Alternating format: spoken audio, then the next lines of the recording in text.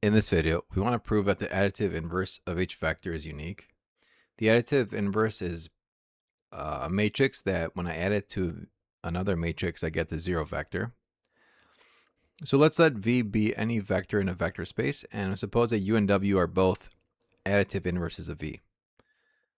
And by definition, when I add V with U and V with W, I get 0, since U and W are additive inverses, where 0 denotes the zero vector. So here we must prove that U must equal W, because the zero vector is unique, or the additive inverse is unique. So we start off with using the property of vector addition. So we know that U is equal to U plus 0, and this is the identity property. And we can replace 0 with V plus W from above. And so we have U plus the quantity V plus W. And by the associative property, we can add U plus V and then add W. And then U plus V is the same thing as V plus U because addition is commutative.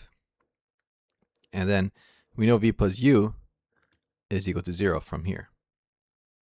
So if 0 vector plus W means we get W because of the identity property. So what we've shown here is that U is equal to W, hence the additive inverse of each vector is unique.